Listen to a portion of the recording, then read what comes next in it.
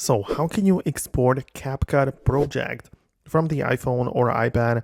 Let's get into it. So at first, ensure that you have the latest version of the CapCut application, as this is something which has been kind of like added recently into the actual like CapCut application. So make sure you run the latest version. But once you do, what you can go ahead and do is to open up the application itself, proceed to your project section, and part of the project you should see some different things, right? So you can click on the three dots option below or next to it, and there is the ability to either upload it to a space or share the project. So right now we are not exporting the finished video, but only sharing the project.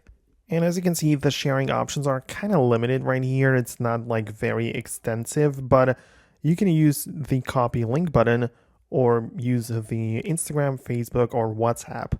You also have one option to click on a password protected sharing, which means that it's not going to be accessible by anyone. And if you want to keep your projects like private and whatnot, but essentially the general blueprint is that you do copy the link to your CapCut project and then you share the link with someone else, and you can continue working on that similar or the actual same project. So that's how it works.